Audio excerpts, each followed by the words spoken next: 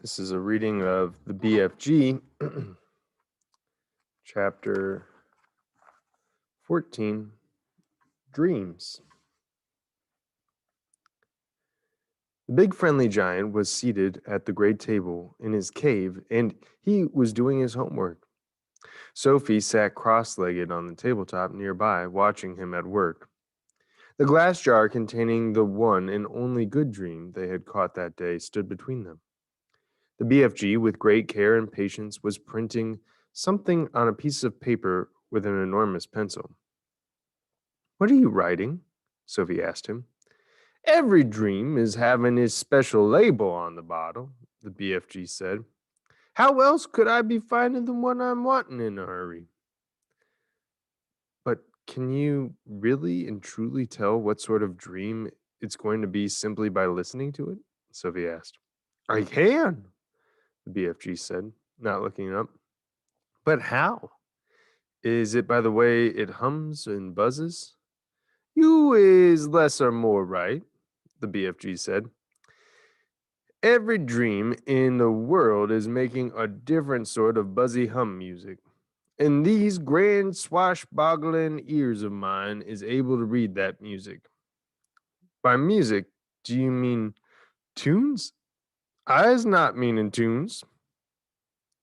"Then what do you mean?" "Human beings is having their own music, right or left?" "Right," Sophie said, "lots of music."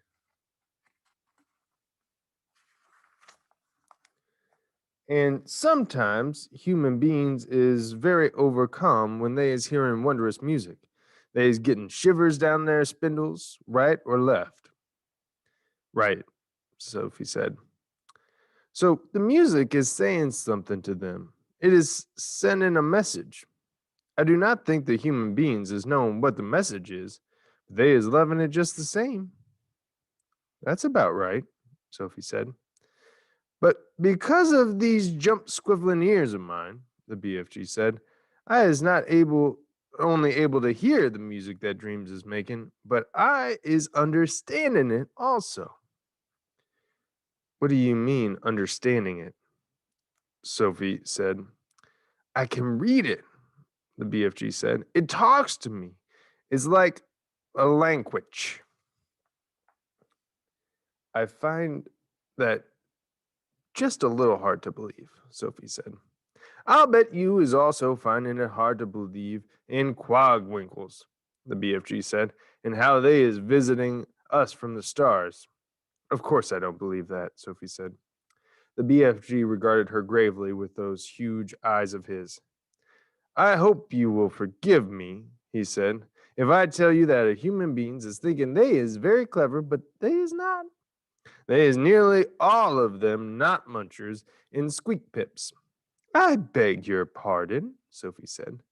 "The matter with human beings," the BFG went on, "is that they is absolutely refusing to believe in anything unless they's actually seeing it right in front of their own schnozzles. Of course Quagwinkles is existing. I is meeting them often. I is even chittering to them." He turned away contemptuously from Sophie and resumed his writing. Sophie moved over to read what he had written so far. The letters were printed in big and bold, but were not very well formed. Here's what it said. "This dream is about how I is saving my teacher from drowning. I is diving into the river from a high bridge, and I is dragging my teacher to the bank, and then I is giving him a kiss of death."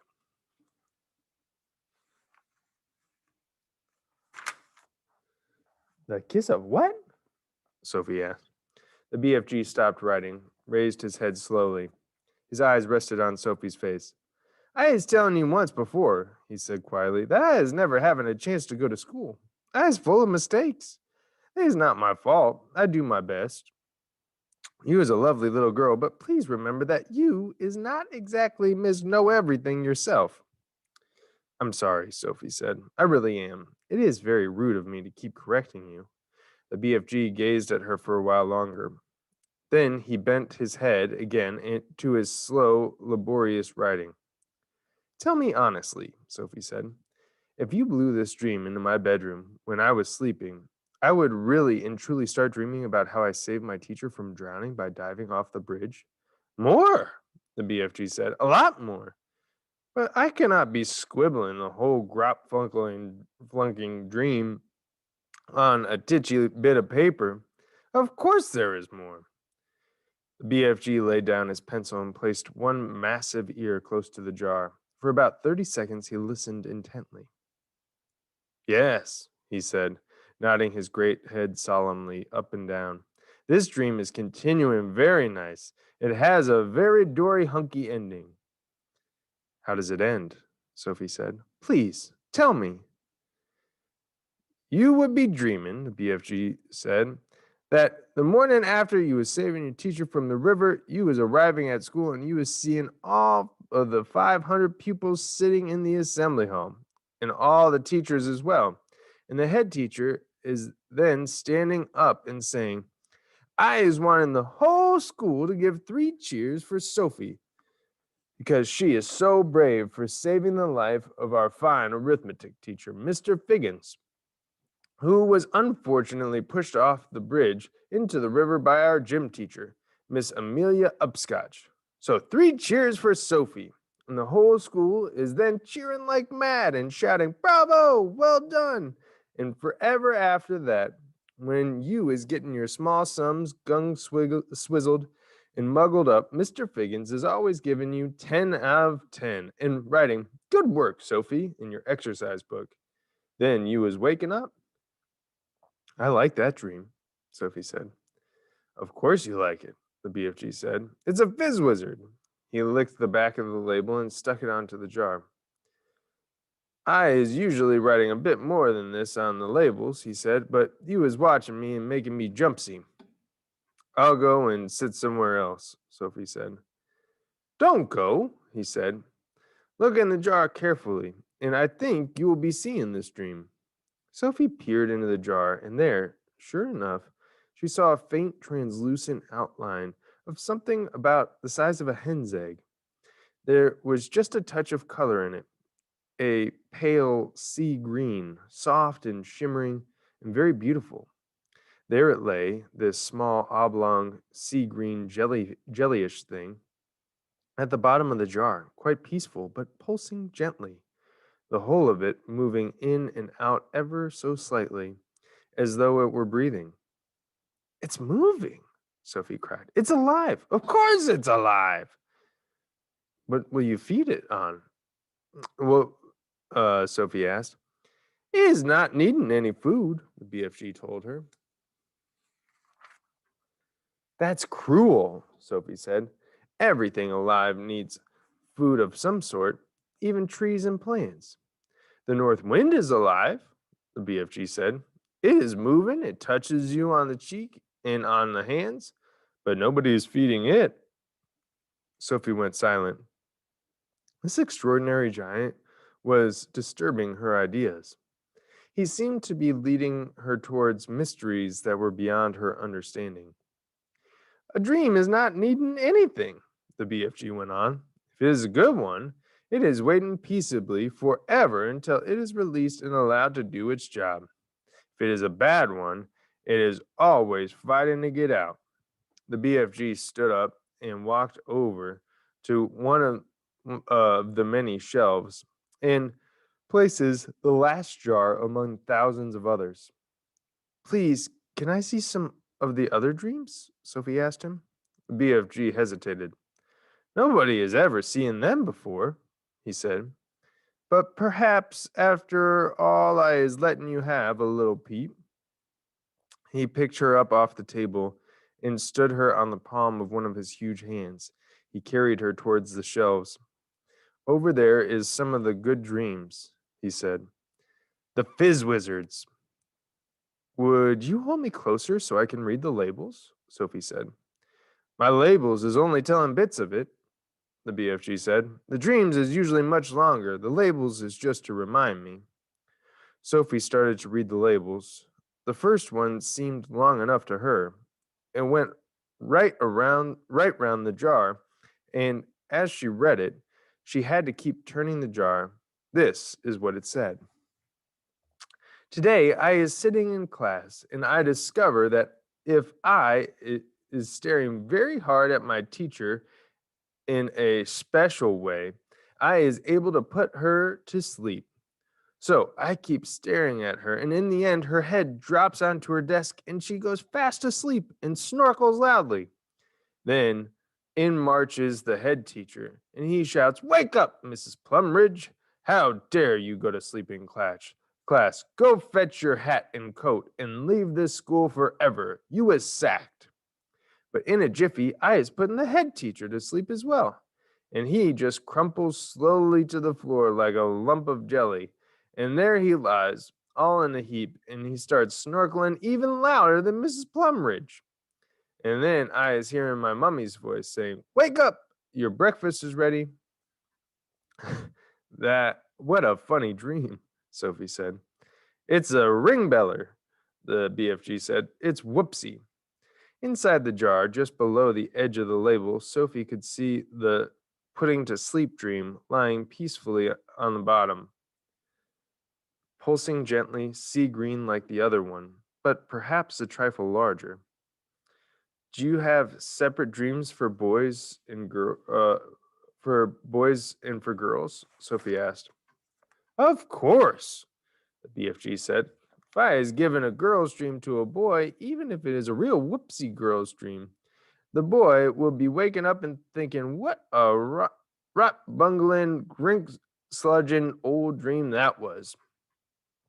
"Boys would," Sophie said. "These here is all girls' dreams on this shelf," the BFG said. "Can I read a boy's dream?" "You can," the BFG said. He lifted her to a higher shelf. The label on the nearest boy's dream jar read as follows: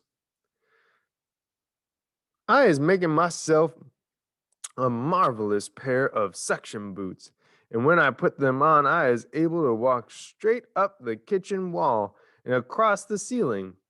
Well, I is walking upside down on the ceiling when my big sister comes in and she is starting to yell at me as she always does, yelling, 'What on earth is you doing up there walking on the ceiling?' And I looks down at her and smiles and I says, 'I told you you was driving me up a wall, and now you has done it.'" "I find that one rather silly," Sophie said. "Boys wouldn't," the BFG said, grinning. "It's another ring beller. Perhaps you has seen enough now. Let me read another boy's one," Sophie said. The next label said, "The telephone rings in our house and my father picks it up and says in his very important telephony voice, 'Simpkins speaking.' Then his face goes all white and his voice goes all funny and he says, 'What? Who?' And then he says, 'Yes, sir, I understand, sir, but surely it is me you is wishing to speak to, sir, not my little son.' My father's face is going from white to dark purple, and he is gulping like he has a lobster stuck in his throat. And then at last he is saying, 'Yes, sir, very well, sir. I will get him, sir.' And he turns to me and he says in a rather respectful voice, 'Is you knowing the President of the United States?' And I says, 'No, but I expect he is hearing about me.'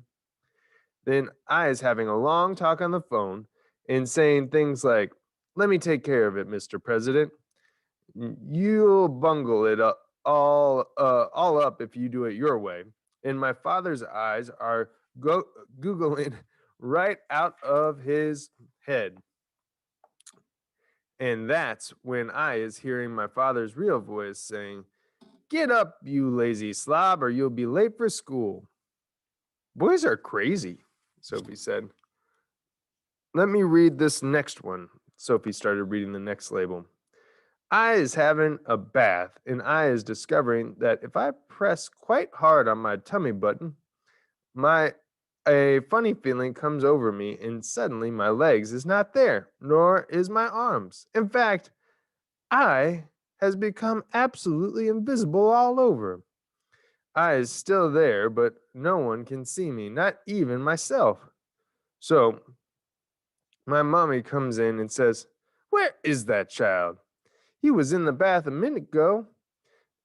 he can't possibly have washed himself properly. And so I says, "Here I is." And she says, "Where?" And I says, "Here." And she says, "Where?" And I says, "Here." And she yells, "Henry, come up quick."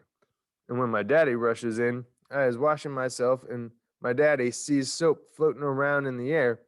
But of course, he is not seeing me, and he shouts, "Where are you, boy?" And I says, "Here." And he says, "Where?" And I says, "Here." And he says, "Where?"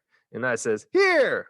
And he says, "The soap, boy, the soap is flying in the air." Then I press my tummy button again, and now I is visible. My daddy is squiffy with excitement, and he says, "You is the invisible boy." And I says, "Now I is going to have some fun."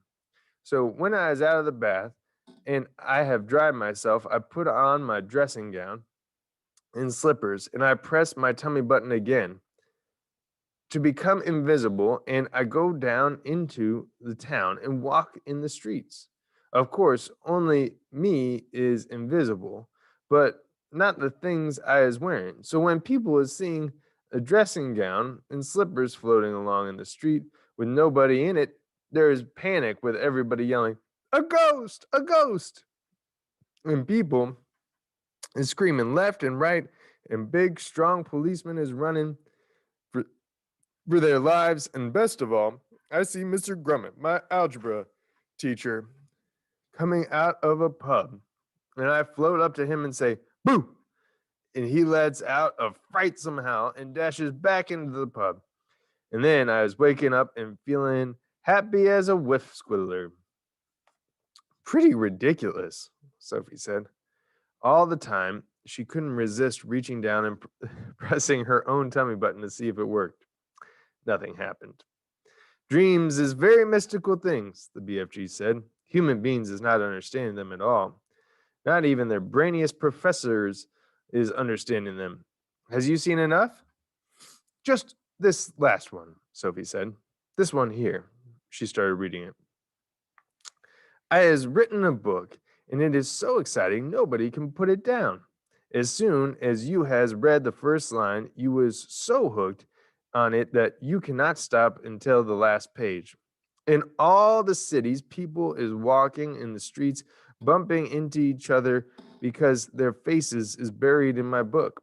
And dentists is reading it and trying to fill teeths at the same time, but nobody minds because they are all reading it too in the dentist chair. Drivers reading it while driving, and cars is crashing all over the country. Brain surgeons is reading it while they is operating on brains, and airline pilots is reading it while going to Timbuktu instead of London. Football players reading it on the field because they can't put it down. And so is Olympic runners while they is running. Everybody has to see what is going to happen next in my book. And when I wake up, I is still tingling with excitement at being the greatest writer the world has ever known until my mommy comes in and says, "I was looking at your English exercise book last night, and really your spelling is atrocious. So is your punctuation." "That's enough for now," the BFG said. "There's dillions more, but my arm is getting tired holding you up." "What are all those over there?" Sophie said. "Why have they got such tiny labels?" "That," the BFG said, "is because one day I was catching so many dreams I was not having time or energy to write out long labels. But there was enough to remind me." "Can I look?" Sophie said. The long suffering BFG carried her across to the jar she was pointing to. Sophie read them rapidly, one after the other. "I is climbing Mount Everest with just my pussycat for company. I is inventing a car that runs on toothpaste. I is able to make the electric lights go on and off by wishing it.